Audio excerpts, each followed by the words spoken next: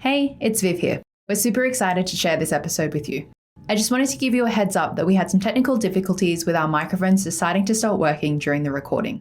So we've done our best to clean up the backup audio, but you may notice some distortions here and there. However, please continue to tune in as the content still contains lots of laughter, life learnings, and unique stories you definitely won't want to miss. How many times have you heard from your parents, I want something better for you than what we had to go through? On this episode of the Level Asian podcast, we have Salena Kulkarni, founder of Inkosi Wealth. Not all cost of living crises are created equal. There's rising rents, increased food and energy prices, and soaring mortgage repayments. People love to brag about how much money they spend. Asian people, on the other hand, we do the exact opposite. We love to brag about how little money we spent on something. When you have parents that maybe grew up either in poverty themselves or surrounded by poverty and lots of trauma, it just creates a different mindset. My dad was not well, and I knew they had this mortgage, and I knew I was earning good money.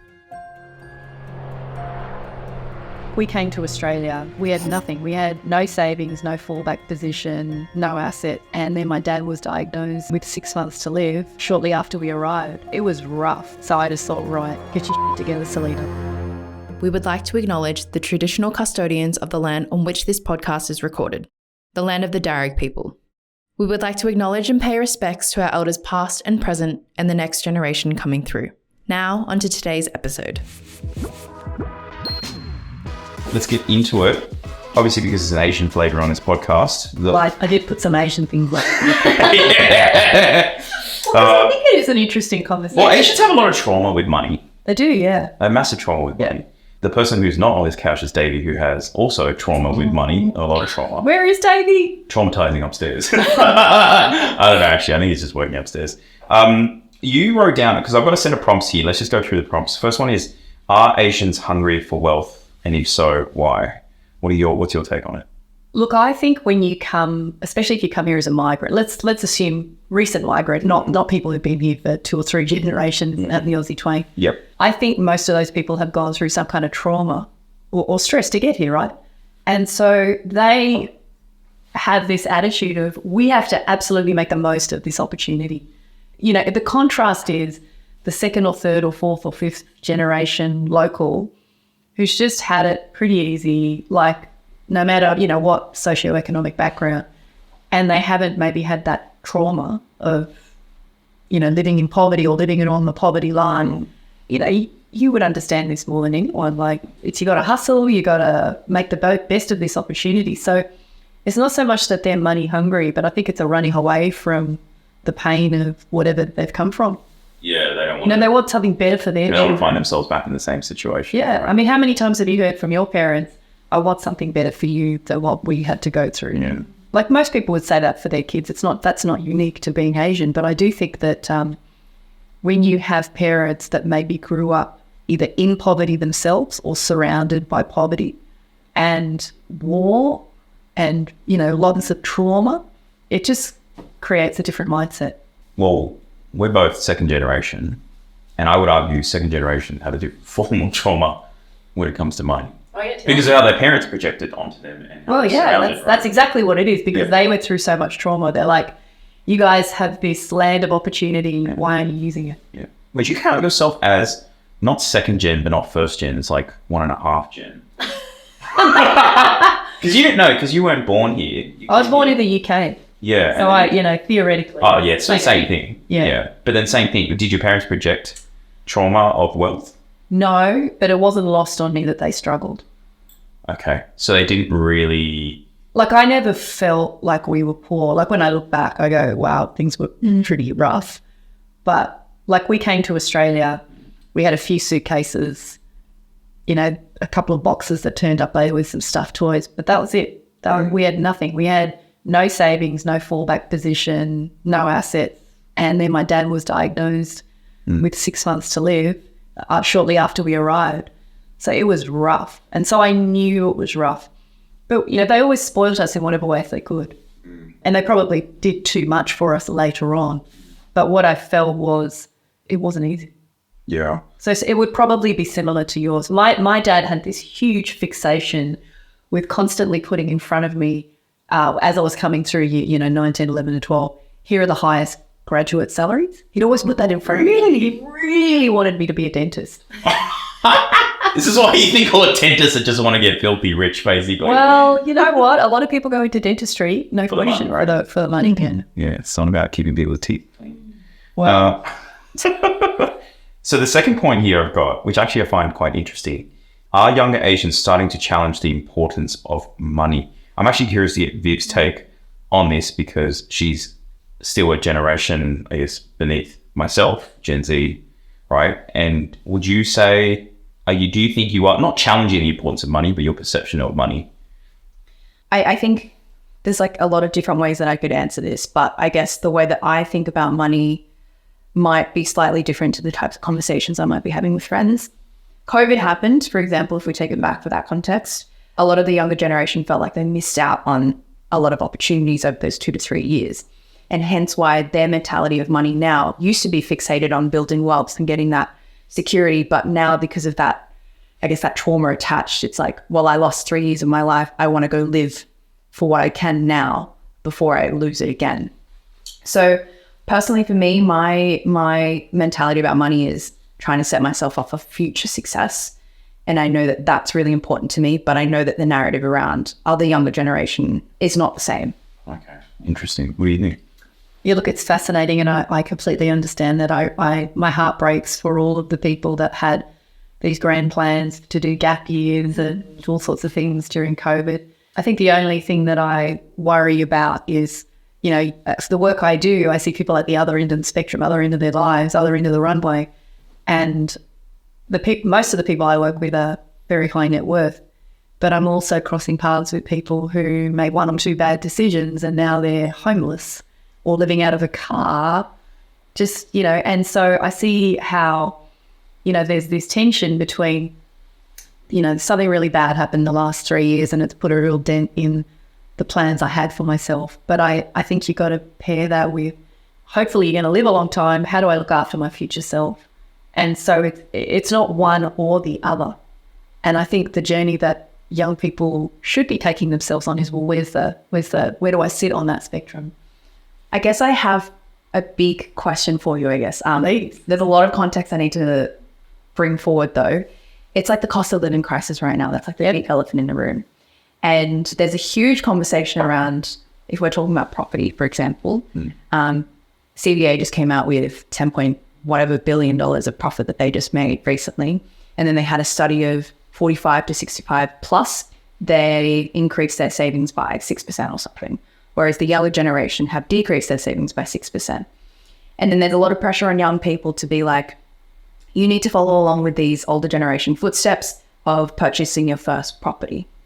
Now, then the conversation comes in with, well, the older generation or a few generations back, they might have gone through the recession and high interest rates, everything, money was tight around that time.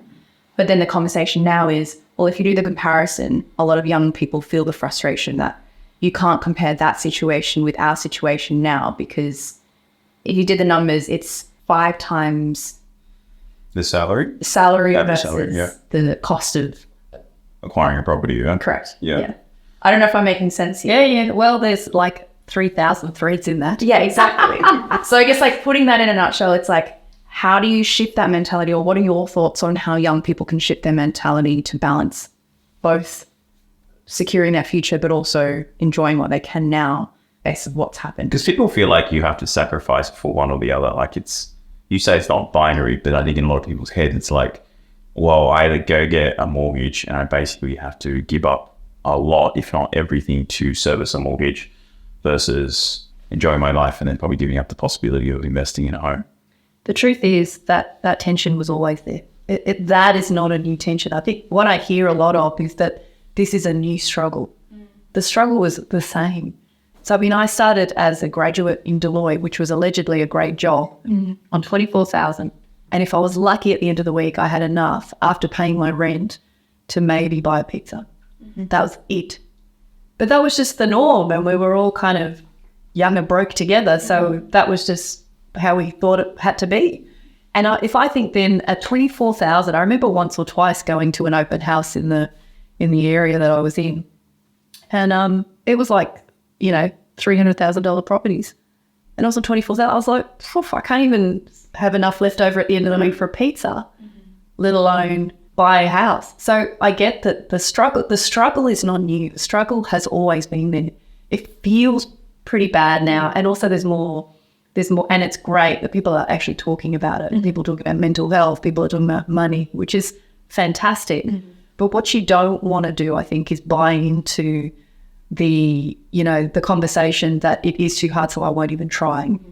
Because I can tell you now, I know personally at least a dozen people who came to this country in the last, let's call it 7 years, from zero. No parents, no family support. They came here maybe as a student and they had no money and they're driving Ubers and working in Bunnings and Woolies. They compromised their living conditions for 2 years and then they bought a 1-bedroom unit. And then they bought another. And 7 years in, some of them up to 3-4 properties. So the conversation, and I get that, there's a lot of pretty negative talk about entitlement and this and that. But if I think about what was there to spend my money on when I was a grad, there wasn't actually that much. There wasn't that much. There was no online shopping. International travel was just not a thing. There was no cafe. There wasn't a cafe culture. Nobody bought coffee every day. None of that existed. It was a pretty basic subsistence, really, but no one was upset about it because we had no basis for comparison. But because that stuff exists now, and it's and I spend your money in different places. I think ultimately the truth of the matter is you have to decide what are your highest values. And if your highest values are, I need to be integrated with my peers and in spending my money in that way, I need the labels and the clothes and the cafe and how I bond with my friendships is through restaurants, then find a way to do that, but you just got to moderate it. I mean, I'll give you another example. When I left Deloitte to go to London and suddenly I was earning some better money, cost of living there was pretty high. I had a group of friends who loved fine dining.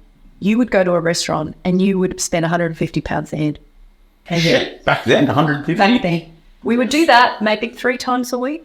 3 times a week? What? And I realised that, there's only so many fine dining experiences you can have when you kind of can keep. I mean, all my money, like I wasn't saving anything. All my money was going into, this. And I realised that lifestyle, I wasn't going to get out of it. I was going to be stuck on that treadmill. So I think all of this is just consciousness. Like, how can I be a more conscious spender? Where am I leaking money, spending on things that I actually don't really value, but my friends value it? And then, I'm a real advocate for stewardship, which is if you can put a stake in the sand and say, well, I'm going to allocate money for my fun stuff and then I'm going to allocate money for bills and I'm going to create this forced savings pool. That's how you kind of can claw your way forward. In fact, the thing that happened that made me change my behaviour was my dad was not well and I knew they had this mortgage and I knew I was earning good money. So I just thought, right, get your shit together, Salena, let's actually so I actually started to get really organised around my money just so I could send some money home. And I didn't realise, though, that my mum didn't use it. She kept it. And then when I came back, that became the deposit for my first house. But that was the trigger that, if I actually want to, I can actually accumulate capital. I guess it just depends on your values and how much you do want to, quote unquote, sacrifice for what your goals are. Well, I got a more blunt way of assessing that. It's just like, it sounds like there's a lot of people, it doesn't matter if you're young or old, just like how badly do you want it? Because a lot of people say they want it, but then their actions don't align with what they're saying, right? And then that's where there's a bit of a breakdown there because you're saying, if you really want to buy a house, you still can. You can still afford it. You want to get into property, you can still afford it. Yeah. I say the word house loosely, though, because I know that, the cost of real estate has gone completely out of control. But Ken and I had this conversation the other day and I was saying something about, well, why can't they buy a 1-bedroom unit or a studio? And he said, blah, blah, blah, blah. And I said, so what? Like I'm talking about, could you live there? Our grandparents probably had 16 people in a 1-bedroom unit. And now we're saying we can't do that. The expectation of the first piece of real estate that you buy, it's quite high. I would just be going, let me do a search. Let's say we're doing Sydney. What is the search of Sydney? What could I buy under 350? What could I buy under 300? And then I'd be examining those dots and going, right, let me narrow my could I live there if I had to? I'm not saying that you would buy to live there, but I want to just be really clear. I'm super passionate about young people buying a piece of real estate when they get into the workforce as an insurance policy. I don't even care if you don't live there. Rent it out, stay at home, whatever. But I just see too many people at the other end, like who have had a maybe successful career, but made one or two bad moves and then find themselves on the pension renting. And what I want more than anything for, people like you is that doesn't have to be your future. Like, even if you end up on the pension, worst case scenario, but you've got a roof over your head and you don't have to pay rent, that's life altering. And I use this word pride. I think people have this sense of pride around their home and what they think they should be living in. But if it were me, I would just be getting off that high horse and going, right, what could you buy in 3 years? If you set yourself a goal, I'm going to buy a piece of real estate within 3 years, and you set yourself up and you got your money management right, what could I do in 3 years that would get me off the rental ladder if I wanted to? And it might not be the 3-bedroom, 2-bathroom, double garage house in the suburbs, but so what? It's not your forever home. It doesn't have. It's not. We're not talking about buying your forever home, but I'm just saying, just get something under your butt. Like, get a safety net for yourself. And then if you like real estate as an asset class, go on and do other things. But if you like shares or if you're into crypto, whatever, it doesn't matter. But I still think if you can just create that safety net, if you do what is required to get into that first property, money won't be an issue after that anyway. Because you'll have that skill set to, I know exactly what to do when I want to double down. And so you use the word sacrifice, Ken.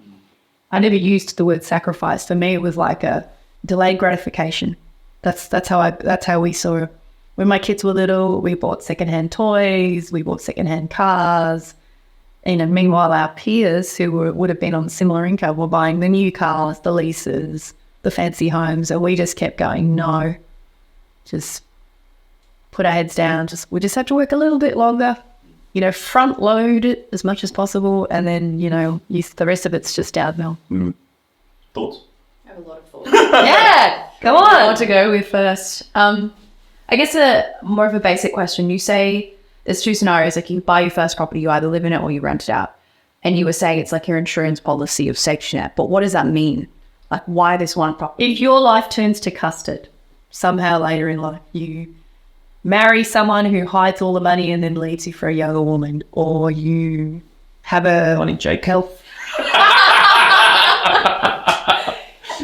you have some problem in your life, and you just you end up in a situation where you just need somewhere to live. Mm-hmm. You're not turning up to an open home and competing with all these 20-year-olds who are just at the peak of their career on the rental ladder. You've got your place that you could go back to.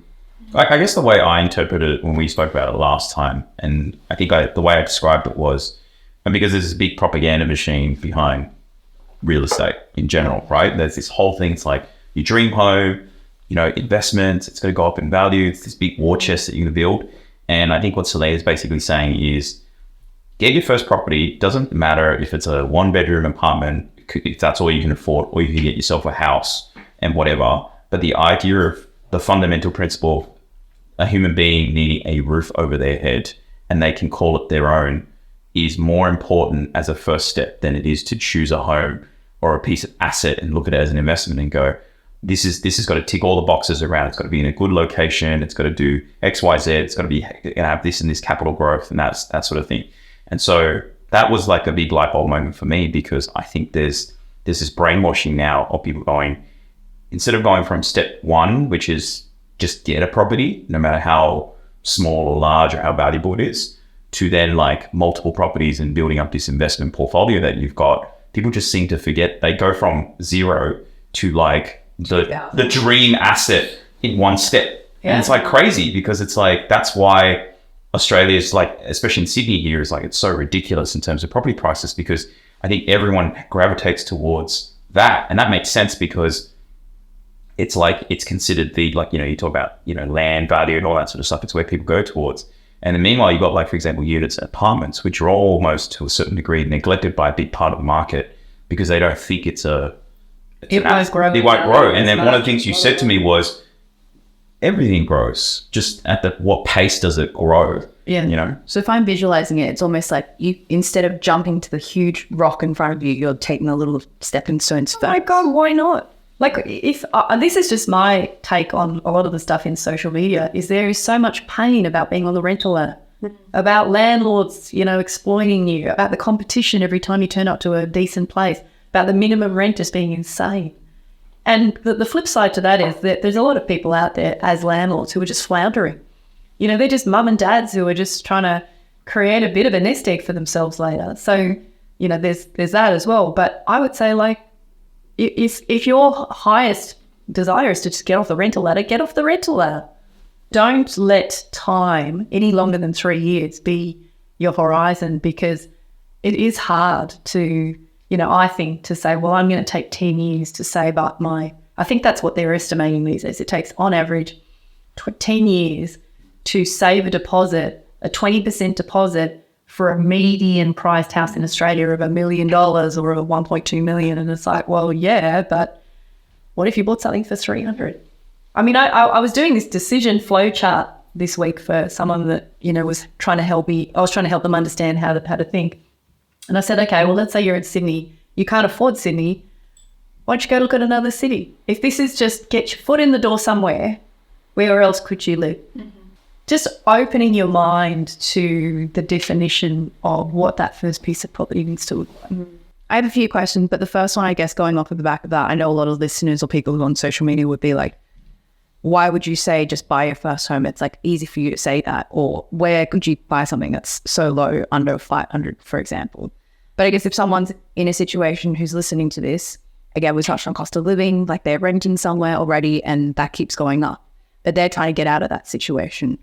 I guess what would your advice or guidance be to them if they're in that situation? And you've given like 3 years, for example, they're renting, rent's going up. How do they strap the cash? How do they get to the other side of the tunnel? Well, there's so much in that, and everyone's situation is unique. And I have great empathy for people, but I would say, like, what are they spending right now as a portion of their income on the rent that they're spending? Is there a way to bring that down? Like, a lot of people like having their own place. Could they share? You know, like there's lots of ways that they can kind of create some surplus. But beyond that, I just think there's so many. Like, I know, for example, and this is not advice, but I know there are some parts of some cities in Australia where there was a glut of development and you can buy a beautiful unit, 1-bedroom unit, for around 300,000. Like, they exist. It's not a unicorn situation. They're everywhere. And I think if you can just harness your resources and just take some bite-sized steps, you could totally achieve it. Where do you feel stuck? Maybe that's a better question. Yeah, I guess. Is it around that you just feel like life is so expensive you can't say? Well, that's the conversation a lot of people are having at the moment. I'm hearing a lot of concerns about, say, people are renting, and then by the time they've paid all their bills, they've paid their rent, done everything they can to budget, they barely have anything left to save. And that's just the climate at the moment. But if I sat with someone and we went through their bank statement, you know, a bank statement tells 1,000 words, right? I know so many young people who say those things to me. And I know in a separate conversation that they've told me that they spend $250 a month on their hair. They get their nails done every 2 weeks. You know, and so it's like that's fat.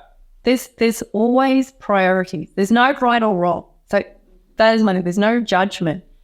It's just there's opportunity cost, there's choice, there's preferences. There's always, what is it that you value? There's always levers, I guess. The way I see it is you can either have the lever of like cutting out, which is to create more surplus by removing expenses that are now less of a priority to what you, and it goes back to Selena's point around what's your values? Like what do you want? Like, you really want to get off the rent ladder, you want to buy a property. you can do it, but it seems like maybe the hair appointment is a bit more important because that's where things go towards, right? There's two things. There's either you cut, which is what you're saying, like let's have a look at your bank statement, and potentially there's some things in there that, you know, hey, maybe you can compromise on it. The other half is you can create a surplus by just earning more. Yeah. You know, second job, go be an Uber driver.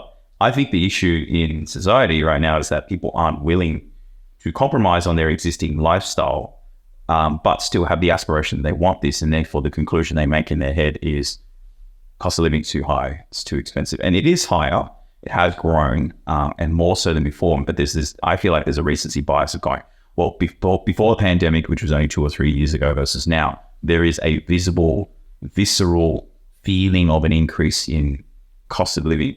No, that's real. Yeah, it's a real thing. But I think at the same time, I'm like, but cost of living grows. Like for, you know, you talk about like you earning 24,000, it goes up. It's just the acceleration of it going up is different. And then what do people do in these situations? I think the fundamentals of the principle is still true. You either, and like Dave and I joke around all the time, it's like, you know, I'm in the middle of like home loan. It's just like, oh, you know, I wish I had a bigger budget. And David's response like, just make more money. You know, and like sometimes that can come off as really condescending because we're business owners and we have levers we can pull there.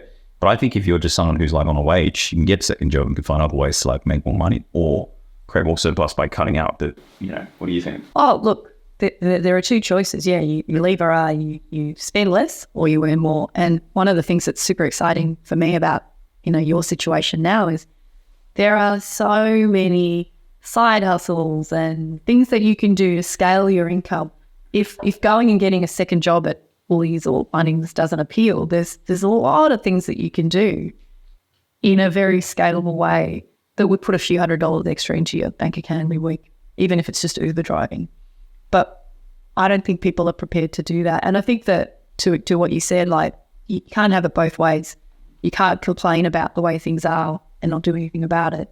And I think the thing is I'm seeing a lot of young people who are really motivated and who are prepared to say, look, I'm happy to, for the next 2 years, to work 3 jobs, restrict social life, spend nothing, live on fumes, eat baked beans, and then I'm going to have my foot in the door. And then I can just relax and then, you know, go back to doing whatever. But I just think that the fact that the economy is tough right now is not a new thing. No, like I agree with this type of mentality. Like I guess I'm in a different position because maybe my mindset is like mine is for the future. Like I am working now for the future. But I do also know that there's the other side of it where everyone is very concerned about what's going on right now. And again, everyone's situation's very different, right? Like you have to go by case. So whoever is listening, take this with a grain of salt because it's absolutely every situation is different. I mean, I can empathize also because you talked about the pandemic and like I didn't go through a pandemic coming out of high school. Like it's a very different circumstance. You know, you go through 2 to 3 years of essentially what's considered some of the best years of your life on a social level. Yeah. And that's being like ripped out from underneath you. So I think a lot of that angst comes from that for younger people, which is to say, hey, we haven't even lived yet. And you're telling me to like sacrifice right now. It's a tough pill to swallow because we can say, you know, hey, you know, you went to London, I did my traveling and that sort of stuff. And it's like, you know, we've ticked things off the list. But a lot of people, like you said, are like, still catching up. What the hell? Like, we haven't even done anything. Like, life's just getting started. But I mean, maybe tough love perspective on my side is like, it's just the way that cookie crumbles. Like people looking for a scapegoat. It's like, who are you going to blame? Like, everyone's looking for the, you know, the politicians and the Reserve Bank and, you know, whatever's happening right now. It's just like, you point the finger at each other, but no one's out there to really help you. I mean, the reality is you can only help yourself. But I guess the shift now is like younger people, I guess, have less of a priority of having to purchase property and they're spending their money in different ways now. And like that's fulfilling them in a different way. And it might be fulfilling them to set them up in the future in a different way to buying a property or an investment. But I guess that's just how, again, like the mindset shift is happening. If someone came to me and said, look, I've had this terrible time during COVID. You know, I had this gap year plan. I was going to go traveling and we went to custard. So I'm going to take the next 2 years and I'm going to just have fun. Go for it. Like that is totally like conscious living. And that's what's great is you're consciously making that decision. But you can't do that forever. Yeah. And so I think, and I guess the frustration that I am witnessing is it's not fair And as you said, it's kind of like, it's not fair or unfair. It's just how it is. Yeah. So if this is how it is, if this is the new norm, what are you going to do? And, with you, Viv, I have absolutely zero doubt that you're going to end up freaking loaded one day in some capacity or another. Because you got a mortgage. Because you're thinking about these things. Like, you're actually bringing your awareness to it. I mean, I started thinking about this stuff much later than you. I was in my late 20s.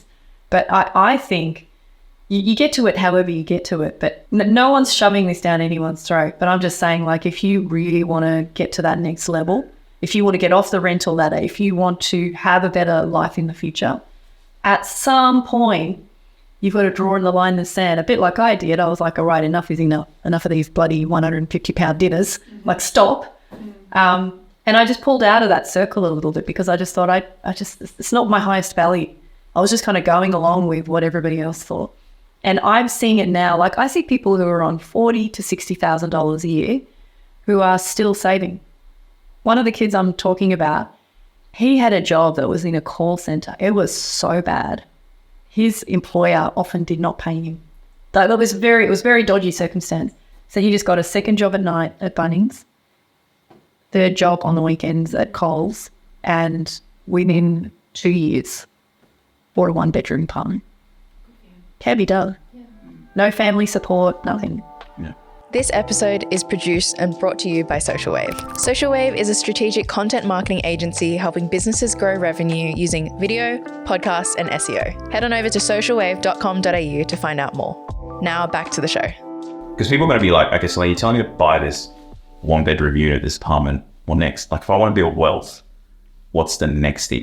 That was going to be my question. Yeah. So we talk about...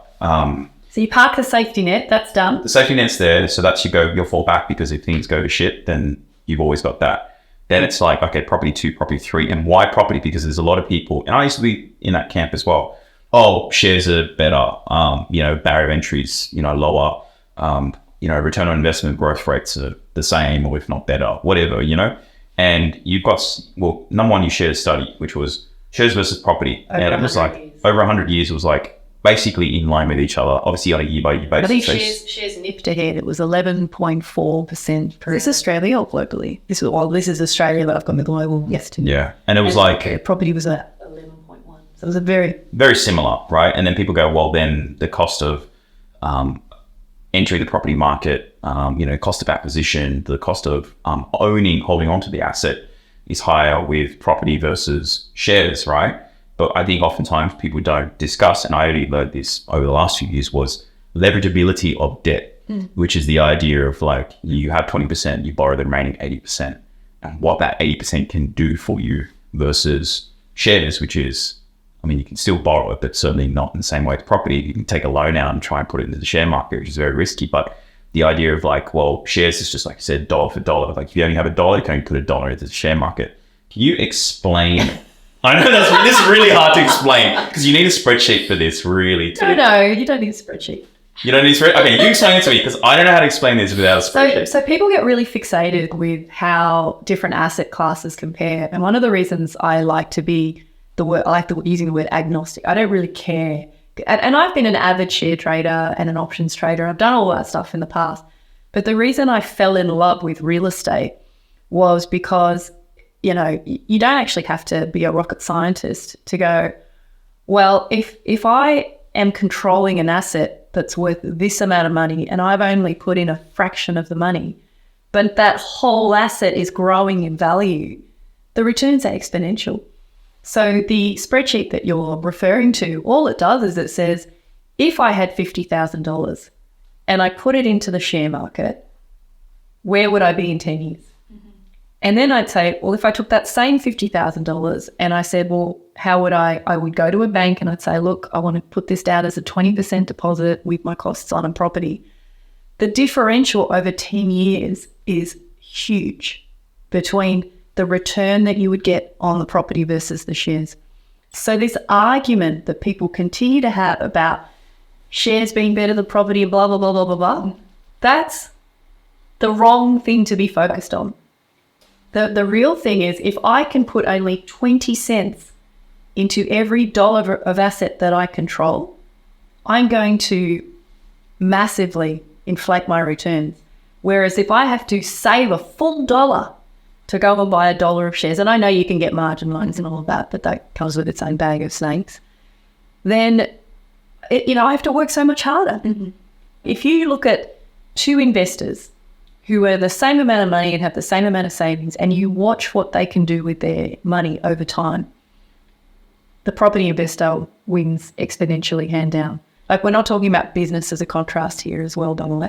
But your question about, well, you've got your insurance policy, you've got your one-bedroom apartment there for just in case, or maybe you're living there, who knows, what next?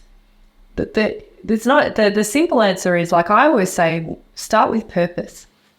Every asset that you buy should have a purpose. The reason I'm going to buy this particular asset is because I see it as giving me the highest probability of capital growth.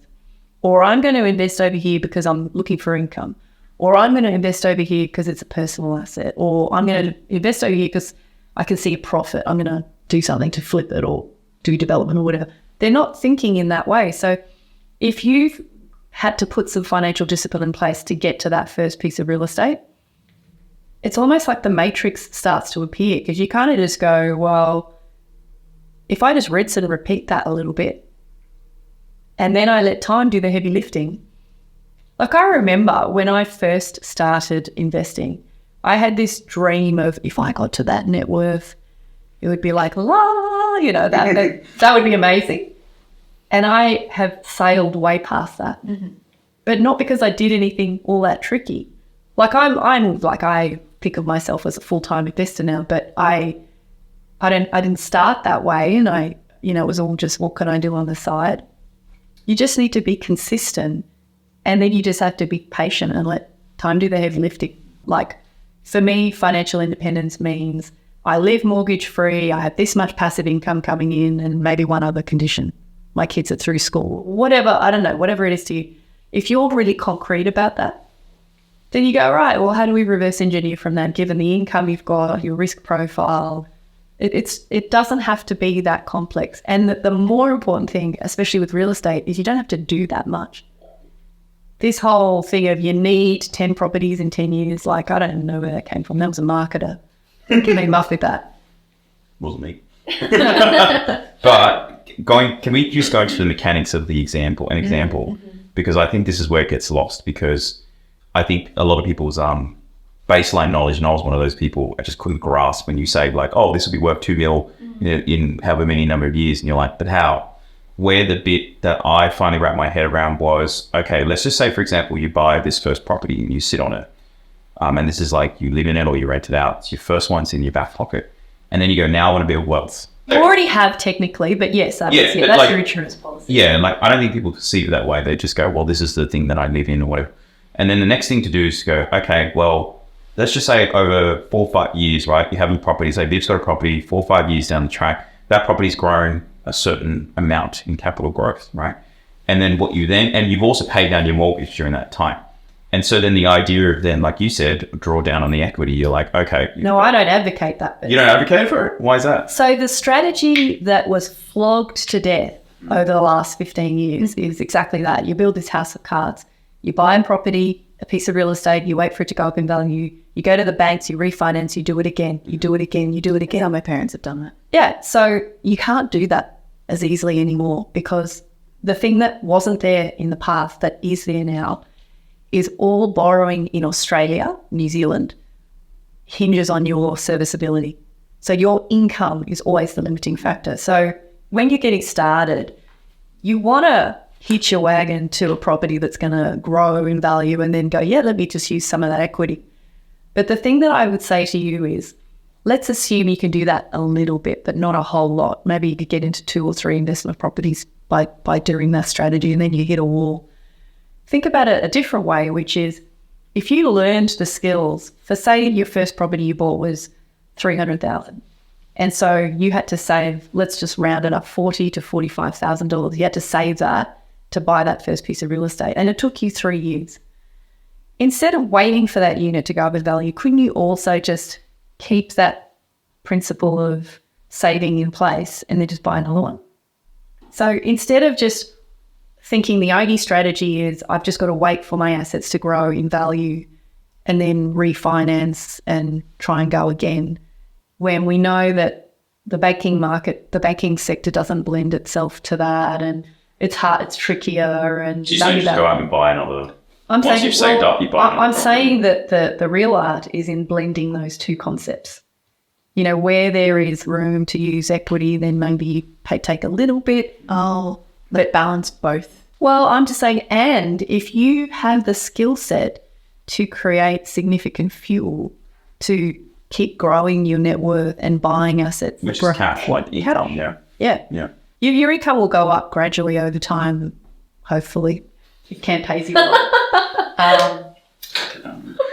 But, you know, it's not that you have to be doing deals all the time. You might just buy one now and you might not buy another one for another 3 years or 5 years. Who knows? But I think it's the mindset, and you will learn things and you will pick up skills. And I remember being so frustrated because I just couldn't move. And I'm by nature a really impatient person, but I've had to learn this thing of cadence.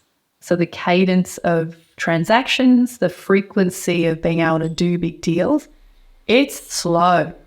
It's really slow. And you have to learn patience. Can you give us an example, either personally or with the client that you worked with, what that looks like? Like, you talk about slow, gaining skills, making mistakes along the way. So first property to second to third.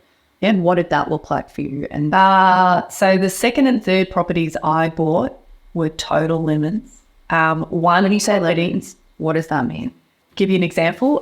So the second property we bought was in a mining town, which was a mistake. Mm-hmm. We did not go and see the house. We bought it off the recommendation of someone in the family, and I think we settled, and then we found out that a bat plane had descended on the town, and then no one would rent any of the houses in the town. What town is this? I'm not buying shit from there. In Queensland. Gladstone. No. Anyway, and then the third property as well, similar, like just bought it off. Someone said it's a good idea, like wasn't doing any due diligence at all. And we're using the same strategy you were talking about, which is you saved in the first one, the next one you saved, and then you used a bit of equity. So exactly that. So you can get these things that they call, I mean, we're getting into the weeds here, but you can get these things called lines of credit. It's like a credit card. So if you don't use it, you don't get charged, and if you take money out, you can. So we got a line of credit, and we just did to it every now and then. Maybe took 4,000 out or 10,000 out, or So we were working really hard to try and make the bulk of any purchases from our savings, and only took out of that if we needed to. So I'll contrast that to what some other people have done, and a lot of property professionals advocate this, which is leverage up to the max. Every time you've got equity, go to the banks and take it out and then buy again. Mm-hmm. And for me, especially in the environment we're in now, is a house of cards. And I met people at the sort of the worst part of the global financial crisis in 2010, 11, who were really successful investors who lost everything because they did exactly they that. Pay their loans off. They had leveraged to the max. No, what happened was the banks said, we're not comfortable with that level of debt. Yeah. You need to bring it down. And then they were all cross whatever, and then they took the lot. What do you mean? As in? Oh, look, they had profits that they kept rolling into bigger and bigger projects, and then, they couldn't service them, and then they just took the lot. I guess circling back to the example, because I don't think we wrapped it up fully, but you were saying when we were asking, give us an example of a client or yourself and how you got from property A to property B, C, D, just to give a bit of an example of how long it took from one to the other. Yeah. And why you might have waited so long, or why you were able to do it in such a short amount of time, giving context. So I will give an example of this young fellow who has done it very recently so that it's relevant. Mm-hmm. So 7 years ago, came to Australia as a migrant, no support. After 2 years, scrounged together enough to buy a $330,000 one-bedroom unit. So how much did he sow?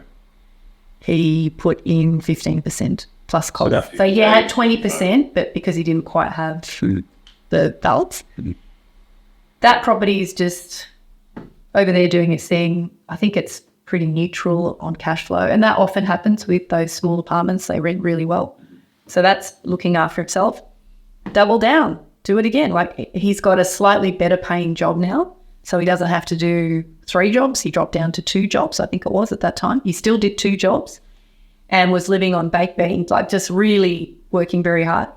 And then he bought a second 1-bedroom unit, probably paid, thinking it was like $420. It was a little bit more expensive, but again, put 20% down. So he bought the first one after 2 years. The second one he bought after a year because he was getting paid a bit more. And he didn't change how much he was spending. He didn't have lifestyle creep. No, didn't have lifestyle creep. And then it was a bigger gap of, it must be 3 years, and did a house and land package. So did a house.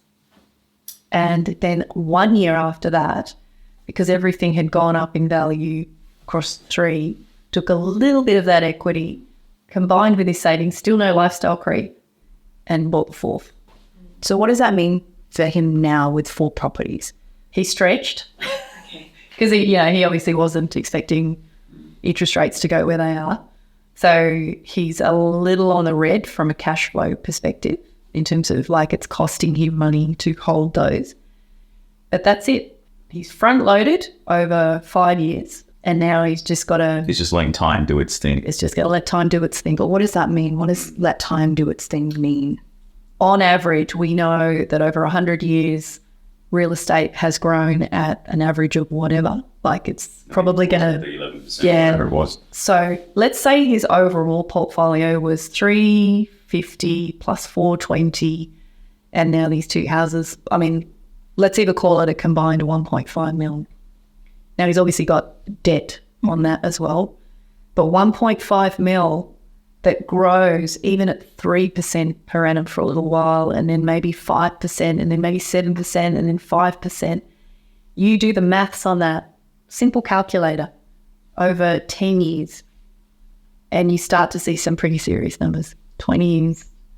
So I'm not saying he won't sell those, and he might, he's not family and kids yet, but If he just hangs on to them. if he can just hold them, that will put him in a completely different league in 5 to 10 years compared to the person who's just trying to get into their forever home off the bat. Like, none of the 4 homes that he's bought are particularly flash, glamorous places.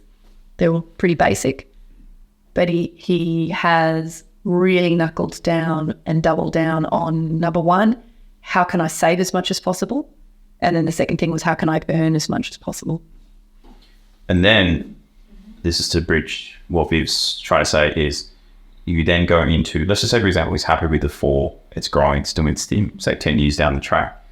And he goes into now consolidation stage where you're like, okay, how do I actually now take money off the So you're table? talking about the parts of the wealth game. Yeah, exactly. Right. Which is, I think, important because people go, well, yeah, I've amassed these 4 properties worth 1.5 mil. This is my net worth now, but I've still got debt. I'm still like negative cash flow. I'm still, trying to make sure that this is not the lifestyle I want. I want the lifestyle where I can do whatever I want. I have my own homes. I don't have debt, financial freedom. So then you need to probably walk through whatever the next parts are, because then it gives people a full holistic understanding of like, okay, this is why you need to get it so early. Let time do its thing. And then what do you do on the back end of when time has done its thing? So there's always, there's a trade-off between, the patience game and wanting to get to the financial freedom. But my story is that in 2009, when the global financial crisis hit, we had quite a few properties at that point. And on paper, we were doing really well. And the experience was terrible. It's like, these bloody properties are doing nothing for my lifestyle. Mm-hmm. And because I kind of love numbers and I love spreadsheets, I was starting to get really good at forecasting, like, where are we going to be in 5, 10 years? And I was trying to work out, when are we going to be at that point in time where we don't have to work as hard as we are now? So my husband, John, he uses his hands, his wrists were starting to get sore. And I was like, if we could only just, get to the end game. And I realised when I extrapolated the properties that we had, we were still 25 years off. And I looked at that and I went, this is just terrible. This is just like, what's the point? We might as well have just enjoyed the money, like, instead of investing. And so that led me to go, well, what else? Like, how else could we fix this? And I stumbled across this class of real estate assets that I have called alternative because they are structured differently in international markets, which are able to give very predictable, sustainable cash flow. And I worked out if I could take a small portion of my net worth at that time and divert it into, and it doesn't have to be that, but any assets that deliver that strong, predictable cash flow, instead of having to wait 25 years, I could shave that timeline down to like 3 to 5 years. And so that's what I did. I kind of started to get very interested in, well, how do I, if I'm going to invest in offshore markets, in real estate deals in other countries, because Australia just doesn't lend itself to cash flow. It's like, I know wholesale, has, commercial's been very flavour of the month for a few years, but it's still not amazing. But in other markets, the metrics are different. And so I started to go, well, how could I do that in a way that is safe? And I got lots of cuts and bruises along the way, but met some people and then met some better people and ratcheted my way into better and better networks. But the point of what I'm saying is part one of the wealth building game is you have to build capital. There's no avoiding that. And that's what real estate lends itself really well to in Australia and New Zealand.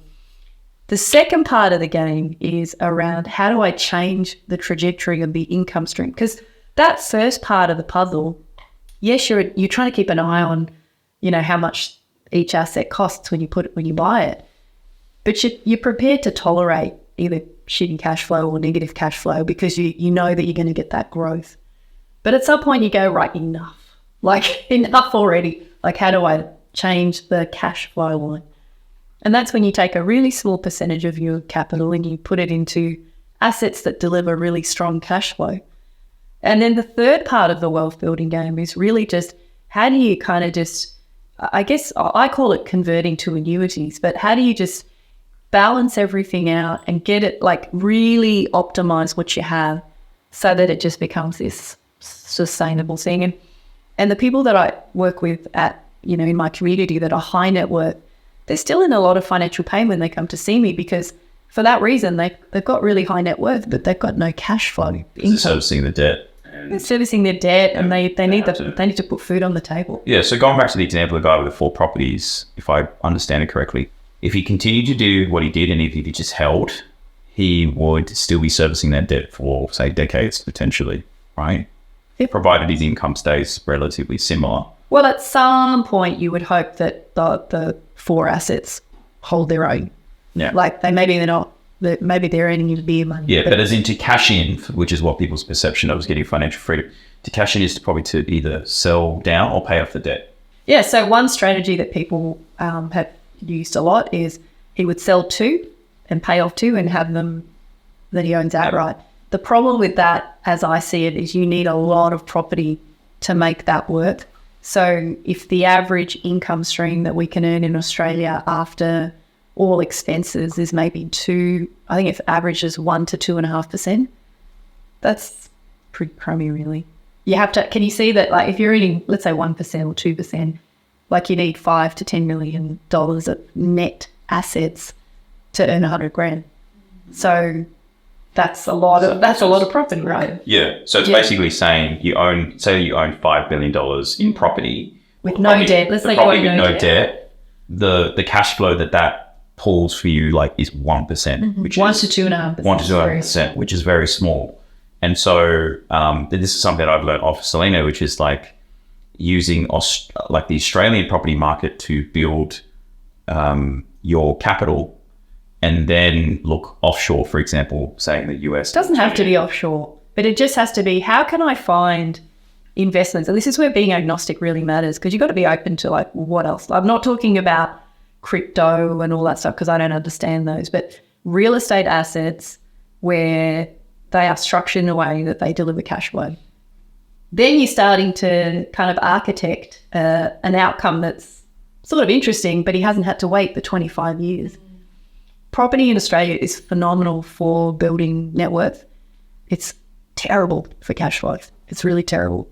So, you just got to recognize that there's part 1 of the game, part 2 of the game, part 3 of the game. Yeah. I think everyone needs to see all 3 parts to understand why you should even get into part 1. Yeah. That's the problem. Part 2. And then because then you're like, why the fuck am I doing this? Because you just project yourself like you did 25 years down the track and gone, what the hell? I'm still going to be in a similar situation. Yeah. So that's why I'm trying to like etch this out of you, because it's important for you to understand the full journey. Because if they don't and they just look at part 1 and they think part 1 is part 2 and 3, it's going to all look the same. Let me then explain. they'll stop. Let me give you a different example at the other end of the spectrum. I had a client come to me, he's worth $20 million. And he's in a situation at the moment where he has to earn $300,000 a year just to service those real estate investments before he can even afford to eat. So the point of why I'm telling you this example is that, you know, you look at these people with high net worth and you think that they've got it sorted. But the strategy which maybe people had years ago, which is you create this net worth, you sell it all, and then you just eat the cow. Sorry, eat the cow being, if you clarify. Well, you sell your assets, you have the money in the bank, and then you just eat it.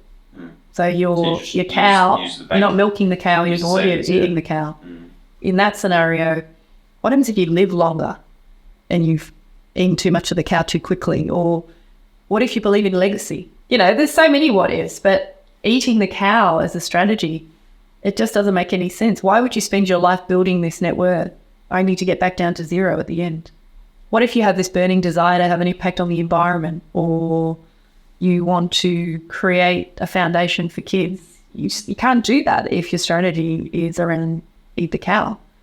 Well, maybe you could if your cow was big enough, but for the average person, so I love the idea that you create this, you know, this pool of assets that generates more income than you need to live. And then you can use whatever you don't need for impact. Like, how do you have impact? Because this took me a long time to wrap my head around. And I guess the way I would describe it is you get yourself in the property game, for example, as early as possible, and don't get too overly idealistic or visionary about what you're going to buy. Just get in, right? Get what you can afford. And once you've afforded the first one, then amass, the second one, the third one, and the fourth one, until you get to a point where, as long as you don't push yourself to the point where serviceability is a massive issue and you're having issues with just being able to eat. So there's a balance behind that. And then because you've amassed that net wealth, because you theoretically put in anywhere between 10 to 20% and then leverage the remaining with the banks, right, to acquire these assets, then the next step is to go, instead of what, in a traditional sense, what people would do is they would hang on to those, keep servicing them, keep holding on to them, and then maybe 20, 30 years down the track, sell a few down to pay off the remaining, and then you're just sitting with, some of the assets left that you have no debt over. That is one option. But Salena's suggestion is to go, well, instead of waiting those few decades, is you could potentially do that in, say, 2 or 3 years or 4 years if you looked at some of these types of investments, which are, instead of giving you 1% to 2% cash flow, giving you 10%, for example, and then taking a portion of what you own in your net wealth towards these investments to then give you, a regular cash flow, predictable, safe cash flow, for example. Have I explained that correctly, or am I missing something? Sort of, except for what I would pre-frame all of that with. That's just one way to approach it. But I think just for and I'm advocating just buy that first property. Yeah. Don't worry about the rest of it. Yeah. That's what I want. But people can't help themselves. No one's gonna. I'm telling you, the majority of people in Australia are not going to think about. Salena's just telling me about what property. I'm not just going to stick to one property because we all want to be filthy rich. I'm dead serious. Like, I'm just addressing the elephant in the room. Okay. And it's like, I think just being pragmatic about like what people want to genuinely know, and that is to go, what's the end game here? Like, what am I looking at over the next 2 things? Because I'm not ready to take step 1 until I know what 30 years down the track looks like. What's all this for? What's all this for? What for? Explain to me what for. And so if you can explain step 1, but then, like you said, extrapolate that out and show them what, step 50 looks like at the end, then people go, okay, I think it's worth doing step 1, to get to step 50. There's a bit of finessing in that journey, but yes. Yeah, of course. I mean, there's always options. I think that's what you're trying to say here. But I'm just trying to paint just somewhat of a simple picture for people to just get. I totally get. So here's the thing. For you to take $1 out of your pocket, to think about putting it aside for your future self, it's really hard to do that unless you understand where that will take you. I get that. And so what I think younger people need to get really good at is going, what is the actual implication, maybe to my life, even in 5 years, if I take this dollar out of my pocket today, if I don't spend on that coffee or that haircut or, you know, whatever, those foils, whatever that is, what is the implication of that? And the only way you can do that, and I know this sounds really silly, but you sit there with a calculator. You don't need a spreadsheet. You just go, well, if I can create a surplus of whatever, $1,500 a month, $300 a week, and then that works out to this amount per year, and that equates to this amount over 3 years, what could I buy for it? It's not rocket science. Like there's a whole industry out there that is designed to make this stuff seem very hard, and that they've got inner information and that they know where the hot spots are. You don't need any of that. Like, it's research 101, it's money management 101, it's investing 101. You don't need all the fancy bells and whistles. I can show you how to get from where you are to your first investment property, and you don't need any experts helping you. No, I think, Viv, you and I are going to hold hands over the next couple of years, and we're going to get you into your first place. She's already got a first. I have a place. Second place. Second place. So then what's you're obviously sitting on the fence because you're hearing people in your ears saying it's too hard. For me, it's less about that. I'm just conscious that that's the conversation happening now, and not to discredit that discomfort that people are feeling, especially those who might be listening to the pod, for sure. But I guess if it's my situation, I know a lot of other people who would be a lot younger, not personally, but a lot younger, who have sacrificed or put forward their values to be able to save a property, taking 2 or 3 jobs, for example. But I guess my situation is like, I acknowledge that I'm very privileged, that my parents have knowledge and this experience in purchasing properties, and that's what I've grown up with knowing. So like their whole thing about building wealth is assets, which is property for them. They've accumulated a few properties so that they can retire and have financial freedom later on. That's been passed down to me. So I've got a first property now. Obviously, it was purchased in a time where interest rates were great. Now, not so much. But I think it's just having the patience and knowledge of knowing that I can hold it out for 18 months, then I can go on to the next step of whatever I want to do. I honestly, I share your empathy for people who are really suffering. And I think ultimately, I don't like the word sacrifice, because I just don't think it is. I think if you view it as sacrifice, there's a negative connotation to it, yeah. Whereas if you just go, well, it's a trade-off. You know, I want this as well, but which thing do I want more? Cool. Anything else? Well, I think the extension of everything we've just said is you can have it all.